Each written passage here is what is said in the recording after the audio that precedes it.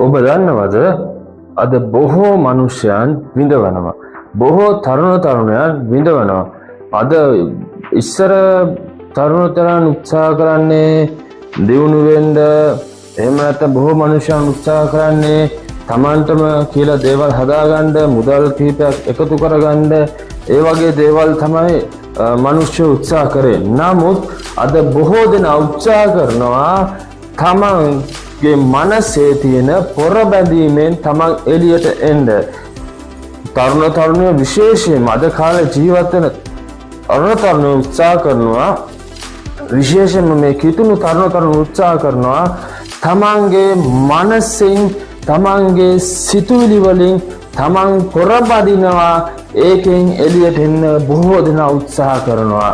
බොහෝ මුදල් තිබ්බට වැඩක් නැහැ. අපි හිතනවා මනුෂ්‍ය දේශ බලනකොට එයාට නම් මොකද, එයාට ගෙයක් තියෙනවා, එයාට වාහන තියෙනවා, එයාට මොකද අඩු මේ එහෙම කියලා. නමුත් ඔබ දන්නවද ඔවුන්ගේ ජීවිතය ඇතුළට අපි එබිලා බැලුවාම, ඔවුන්ගේ මනස ඇතුළට එබිලා බැලුවාම ඔය හැම කෙනාම යම් කිසි දෙයකින් මනස ඇතුලේ පොර බඳිනවා එළියට එන්න. තමන් හම්බ කරනවට වඩා දැන් කාලේ අය උත්සාහ කරන්නේ මේ හැම දෙයකින්ම මේ එළියට එන්න. ඔවුන්ගේ සිතුවිලි වලින්, ඔවුන්ගේ අදහස්, මනසට එන දේවල් වලින් ඒ පොර බැඳීමෙන් එළියට එන්න තමයි ඔවුන් උත්සාහ කරන්නේ. බොහෝ සභාවට යනවා, නමස්කාර කරනවා, දෙවියන් වහන්සේව හොයනවා, ඒ වගේම විවිධ කිතුණු ජීවිතවල ගත කරනවා. නමුත් ඔවුන් උත්සාහ කරනවා මගේ මනසේ තියෙන පොර බැඳීම, ඒ කියන්නේ සිතුවිලි වලින් පොර බැඳීමක් ඔවුන්ගේ මනසට එල්ල වෙලා තිනවා. ඒයින් ඔවුන් එළියට එන්න බොහෝ වර උත්සාහ කරනවා. ඔබ දන්නවද බොහෝ අය මේ සිතුවිලි නිසා තමන්ගේ ජීවිතේ පවා කාලකන්ණි කරගෙන තියෙනවා. තමන්ගේ ජීවිතේ නැති කරගෙන තියෙනවා. තමන් මානසික රෝගී බවට පත් වෙලා ඉන්නවා. තමන් කොච්චර සල්ලි හම්බ කරගත්තත් තමන් සමහර විට මේ මනසින් විඳවන අය බවට පත් වෙලා තියෙනවා. ඒකට එකක් තමාට කවුරුත් නැහැ. තමා තනියම මේවා කරන්නේ. තමන්ට ඒ කියන්නේ මනසෙන් හිතලා වැඩ කරන්න ඒ දේවල් නැහැ. තවත් සමහර අය මේක විඳවන්නේ තමාගේ පාර්ට්නර් තමන්ට ඒ ගැන හිතලා තමන් විඳවනවා. ඒ ගෙවල් වල ප්‍රශ්න, ඒ වගේම ඒ කිසි දෙයක් නැති වුණත් තමන්ගේ මනසට තමන් කිසි වැඩක් දෙන්නේ නැති වුණාම තමන්ගේ මනසෙන් තමාට නරක දේවල් නිෂ්පාදනය කරනවා, නරක සිතුවිලි නිෂ්පාදනය කරනවා. අපිට කියන්න බෑ මේ ලෝකේ නරක සිතුවිලි, නරක දේවල් නෑ, ඒවා තියෙනවා. නමුත් තමන්ගේ මනසේ හොඳ පැත්ත ක්‍රියා කරනවා නම් නරක දේවල් ආවත් ඒවා ඉක්මනින් අනිත් පැත්තෙන් ඉවත් වෙලා යනවා. නමුත් තමාගේ මනස හිස් නිසා, තමාගේ ඇතුළාන්තේ කිසිම දෙයක් නැති නිසා තමන්ට ඒ වගේ දේවල් එනවා. ඒ ඇයි දන්නවද? බොහෝ කිතුණුවන්ට තමන් දවසේ යාඥාවක් නැහැ. දෙවියන් වහන්සේගේ වචනය මෙනෙහි කිරීමක් නැහැ. දෙවියන් වහන්සේගේ වචනය කියවීමක් නැහැ. උදේ ඉඳන් රැ වෙනකල් තමාගේ ජංගම දුරකථනයේ තියෙන දේවල් බල ඔහේ මනස හිස් කරගන්නවා. මනසේ කිසිම දෙයක් නැති වුණාම යක්ෂයා සිතුවිලි වලින් රිංගනවා. ඔබ හිතන්න එපා යක්ෂයා කපටි නෑ කියලා. යක්ෂයා කපටි. යක්ෂයා මේ පේන දේවල් වලින් සමහර විට රිංගන්න නැති වෙන්න පුළුවන්. අපි සමහර විට ඒ අපේ සිතුවිලි හොරකම් කරලා වද දෙනවා. නරක දේවල්, මරණීය දේවල්, ඒ වගේම විවිධාකාර අපේ මනස කිලිටි වෙන්නේ අපි පොරබඳින දේවල්, මනසින් පොරබඳින දේවල්, අපේ ජීවිතේම එපා වෙන දේවල් අපේ මනසට දානවා. ඒකට ඇයි දන්නවද? ක්‍රිස්තියානි වුණාට වැඩක් නැහැ, වචනය කියවන්නේ නැහැ. ක්‍රිස්තියානි වුණාට වැඩක් නැහැ, බයිබලයේ මෙනෙහි කරන්නේ නැහැ. ක්‍රිස්තියානි වුණාට වැඩක් නැහැ, යාඥාවක් නැහැ. ක්‍රිස්තියානි වුණාට වැඩක් නැහැ. සම්ප්‍රදායට අපි ගමන් කරන්නේ. ඉතින් මං ඔබට කියන්න කැමති ඔබ තරුණයෙක් වේවා. මේකට වයස් භේදයක් නැහැ. සිතුවිලි බලන්න බොහෝ විට අපිට අසන්න ලැබෙන මේ මානසික වද නිසා බොහෝ අය තමාගේ ජීවිතය පවා නැති කරගෙන තියෙනවා. මේ මානසික වද නිසා බොහෝ අයට තමන්ට කාමරෙන් එළියට එන්න බෑ. බොහෝ අයට තව කෙනෙක් කතා කරනකොට තරහ යනවා. බොහෝ අයට ලෝකයට මුහුණ දෙන්න බෑ. ඇයි? මනස S2 ලෝකය දකින්නවා තමයි. නමුත් මනසින් ගොඩාක් පොර බැඳීම ඒ කියන්නේ ඔළුව පලා ගන්න තරම් සමහර අයට පොර බැඳීම. මේක යම්කිසි කාලයක් යනකොට මානසික රෝග බවට පත් වෙනවා. මම ඔබට මේ දවසේ කියන්න කැමති ඔබේ සිතුවිලි ඔබට පහර දෙනවද? ඔබේ සිතුවිලි ඔබ පොර බඳවනවද මනසෙන්? ඔබේ සිතුවිලි ඔබ වාපස්සට අද්දවනවා. කවදාකවත් ඔබේ සිතුවිලි ඔබ ඉස්සරහට ගෙනියන්නේ නැහැ. කවදාකවත් ඔබේ සිතුවිලි ඔබට ධනාත්මක දේවල් කරන්නේ නැහැ. කවදාකවත් ඔබේ සිතුවිල්ල ඔබේ නරක සිතුවිල්ල ගැන මම මේ කියන්නේ නරක සිතුවිල්ල කවදාකවත් ඔබයි නිවසයත් එක්ක සමාදානය ඇති කරන්නේ නැහැ. කවදාකවත් ඔබ ඒ නරක සිතුවිල්ල ඔබ සමාදානයකට ගෙන්නේ නැහැ. තනි කරනවා. තව තනි කරනවා. මේක යක්ෂයාගේ උගුලක්. මේක බොහෝ ක්‍රිස්තියානි අයට පවා යක්ෂයා මේ නවීන ලෝකේ පහර දෙන එක උපක්‍රමයක්. ඔබ හිතන්න එපා මුදල් වලින් පහර දෙනවා. ඒවා ඇහැට පේන දේවල් වලින් නෑ. මේ යක්ෂයා මේ මනස කියන දේ නරක පැත්තට යොමු කළා සූක්ෂම ලෙස තමා කවුරු ගිලගම්දෝ කියලා ඔබ ඇවිදිනවා. ඒක තමයි 1 පේත්‍රස් පොතේ 5-8 පදය කියන්නේ. සිහි ඇතිව අවදිව ඉන්න. නුඹේ විරුද්ධකාරයා වූ යක්ෂයා ගොරවන සිංහකුමෙන් ඔබ ඇවිදිනවා ඇත. විග්‍රහයෙන් ඉන්න. සිහි ඇතිව අවදිව ඉන්න. නුඹට විරුද්ධකාරයෙක් ඉන්නවා. නුඹේ අසල්වැසියා නෙමෙයි. නුඹේ පාසල් ගිය පොඩි කාලේ යාළුවා නෙමෙයි. නුඹේ වැඩ කරන තැන බොස් නෙමෙයි. නුඹේ වැඩ කරන තැන එහා පැත්තේ ඉන්න එක්කෙනා නෙමෙයි. නුඹට ඉස්සරහට යන්න නොදී කකුලෙන් අදින මේ මිනිස්සෙක් නෙමෙයි යක්ෂයා. ඒක තමයි බයිබලයේ කියන්නේ. සිහියෙන් ඉන්න, අවදිව ඉන්න. ඒ කියන්නේ නිතරම වචනය මෙනෙහි කරන්න, නිතරම යේසුස් වහන්සේත් එක්ක සම්බන්ධය තියාගන්න. මේ මනස කියන දේ නිතරම වචන ආයෙමත් කියන්න. මේ මනස කියන දේ නිතරම මේ සිතුවිලි කියන දේ නිතරම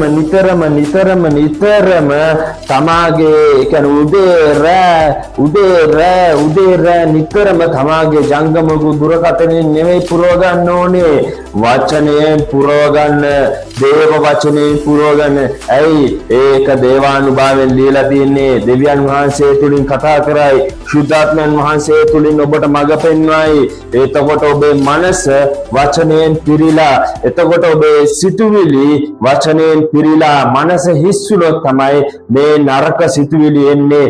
ඒක කවදාකවත් අපිව අඩියක් ඉස්සරහට තියන්නේ නැහැ. දවසින් දවස අපිව අඩියක් පස්සට තියනවා. දවසින් දවස අපේ මනස දි รา පත් වෙනවා. අපේ යහපත් සිතුවිලි තියෙන ඒ පැත්ත දි รา පත් වෙනවා. දවසින් දවස ඒ මනසේ තියෙන යහපත් දේ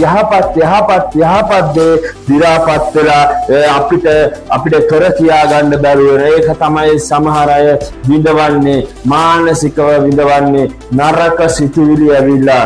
ඔබට මං කියන්න කැමති මේ නරක සිතුවිලි ඔබේ ජීවිතෙන් අයින් කරගන්න. ඒකට හොඳම දේ තමයි වචනය උදේ ඉඳන් රෑ වෙනකල් මෙනෙහි කරන්න.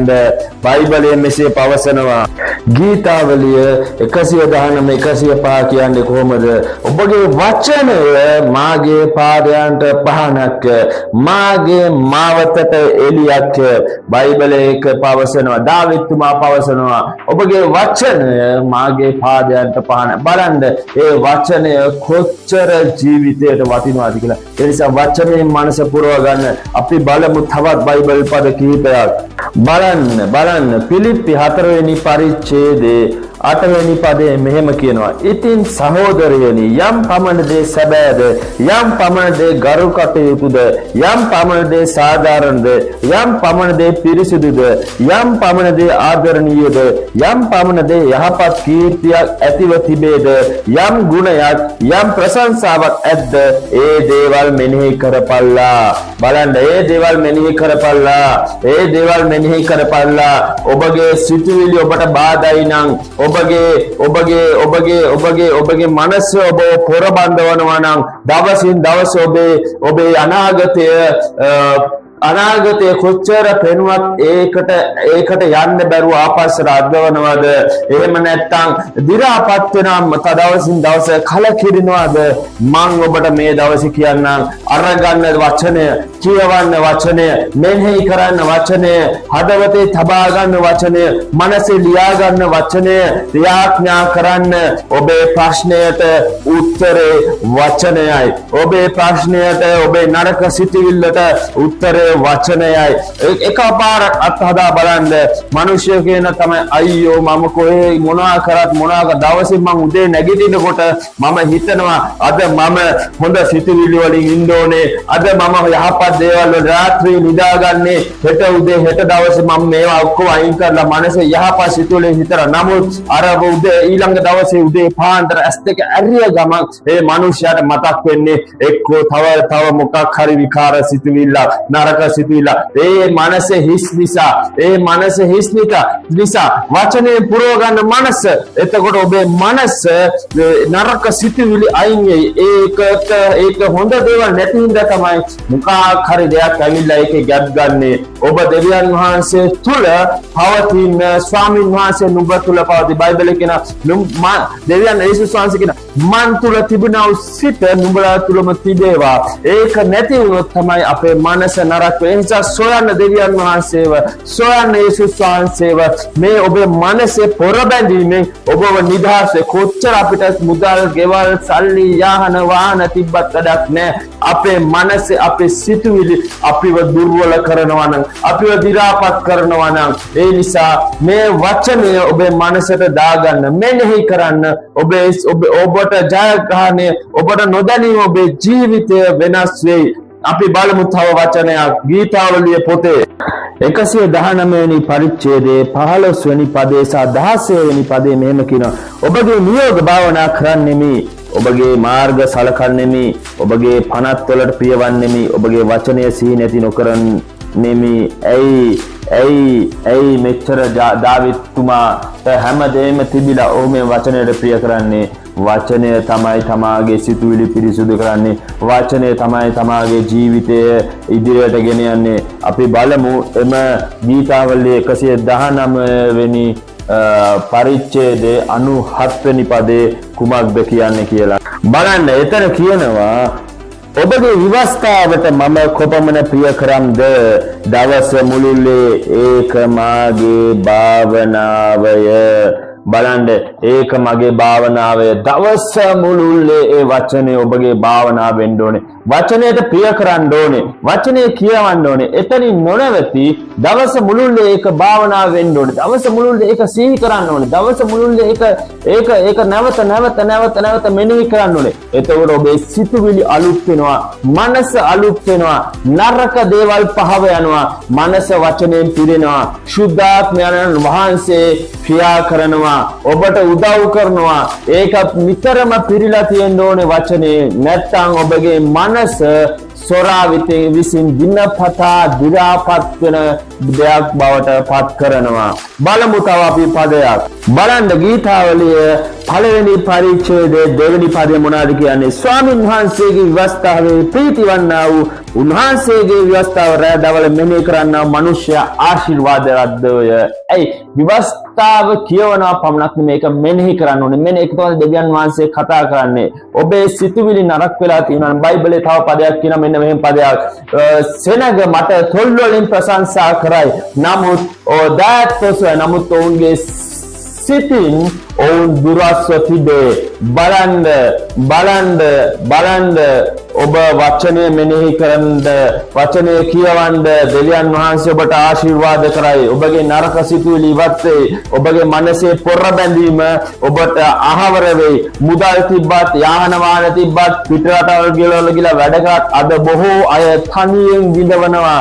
තමාගේ පවුල වෙන් වෙලා, තමාගේ රට යන්නේ පවුලට ආශිර්වාදයක් වෙන්න, පිටරට යන්නේ තමන් හම්බ කරගන්න. හැබැයි කොච්චර මුදල්, කොච්චර දේවල්, කොච්චර සැප පහසුකම් තිබ්බත් තමාගේ මනසේ සිතුවිලි වලින් තමන් අන්තයටම වැටිලා, ඒක තමා මිනිස්සෙක් විදියට තමන් සිතුවිලි පාලනය කරන්න දැනගන්න ඕනේ. නමුත් අද වෙලා තියෙන්නේ බොහෝ අයගේ සිතුවිලි තමාව පාලනය කරන්න ගන්නවා.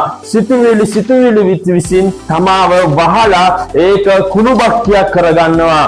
මම ඔබට කියන්න කැමති, අද නැගිටින්න, අද ගන්න වචනය අදිෂ්ඨානයක් කරගන්න. මම වචනය කියවනවා, මෙනෙහි කරනවා, මම මාව හදා ගන්නවා, මගේ පවුල හදා ගන්නවා. තමා මිනිස්සෙක් තමාගේ සිතුවිලි, නරක සිතුවිලි තමාව පාලනය කරගන්න ඉඩ නොදී තමා සිතුවිලි පාලනය කරගන්න දෙවියන් වහන්සේ තමාට ආශිර්වාද කරයි. දෙවියන් වහන්සේ තමාට උගන්වයි. උන්වහන්සේගේ වචනය කියවන්න, මෙනෙහි කරන්න ඔබ සියලු දෙනාට දෙවියන් වහන්සේ ආශිර්වාද කරයි. ජේසුස් පිහිටයි.